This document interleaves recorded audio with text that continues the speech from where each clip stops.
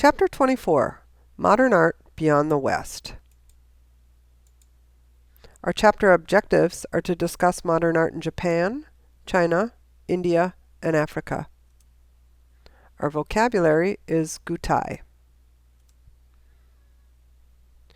In this work by Fujishima Takagi, it's titled Sunrise over the Eastern Sea, and it was painted in 1932. It resembles the post-impressionist painting in the flatness and the forms and the bold colors. This work shows the results of Takagi's journeys through Japan. There are Japanese elements that are apparent here in the use of green and orange, which were nationalistic colors in Japan, and the rising sun is a symbol of Japan since ancient times. So we've got kind of the green water and the orange sky and this sailboat as we see on the water. So if we compare Fujishima Takagi's Sunrise over the Eastern Sea, we can see the resemblance to Claude Monet's Impressionist painting Sunrise in 1872. And that was an Impressionist work where, as we may recall, impressions of what the eye actually sees rather than what the mind knows. Now, the post-impressionists were really interested in bold colors and flat shapes. So you can see those bold colors in Takagi's Sunrise over the Eastern Sea with that really bold orange sky and the bold green water and the bold green sky as well.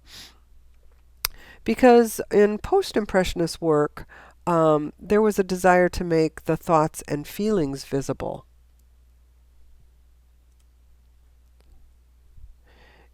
In this work, it's done by a group of artists called gutai,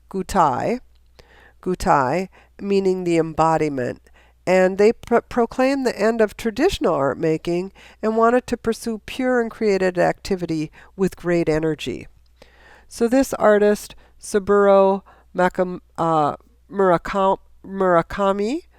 Passing Through, done in 1956. Let's take a closer look and watch this performance. It's actually a performance piece where Saburo Murakami passes through this paper, these windows of paper. So let's take a look at that.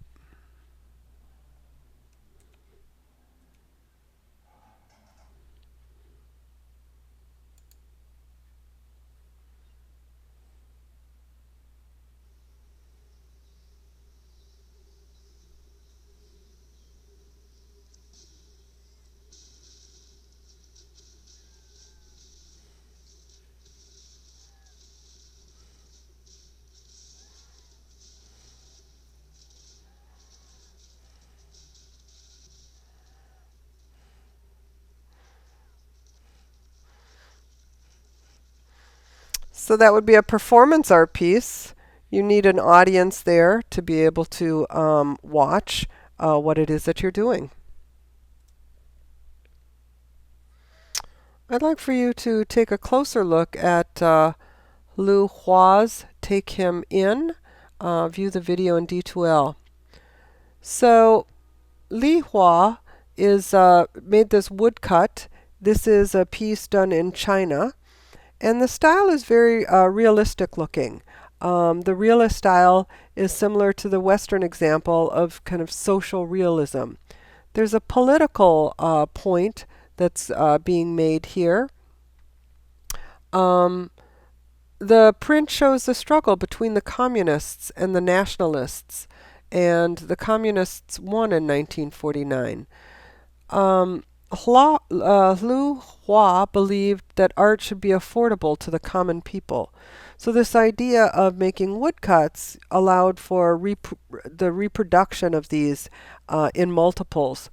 You can see there's a stack of woodcut prints at the doorway, as this man kind of comes stumbling through into this printing press area, presumably where they're making leaflets.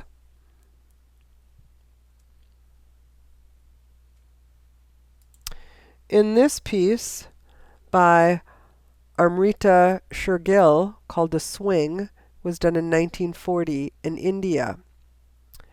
And the color schemes and flat patterns illustrated in Amrita Shergill's Swing were directly influenced by the post-impressionism of Paul Gauguin and the ancient caves of Ajanta. The women are the focus here in this painting.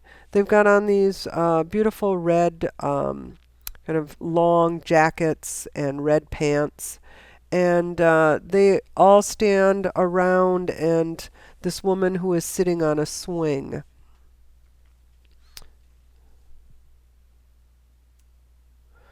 So if we compare it to Paul Gauguin's The Vision After the Sermon, we can see Jacob wrestling with the angel, that connection to that post-impressionist style where the colors are really vibrant, and the similarity in the red background of Gauguin's to the red clothing that the women are wearing. And then there's also kind of a reference to the beautiful Bodhisattva in Ajanta, India.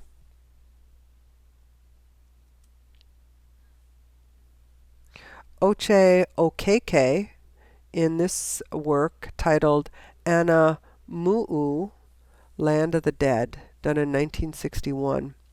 It's oil on board, and this is a piece. Okeke is from Africa, and this piece was done in Africa. And Okeke formed a Zara Art Society with the goal of expressing their African identity in their works. And this work reflects the study of a Nigerian house decoration and wood carvings. So let's take a look here. We've got these yellow organic forms. We've got these black outlines of figures with feet, and there's a lot of positive negative space as well. We can see what looks maybe like houses with white cutouts.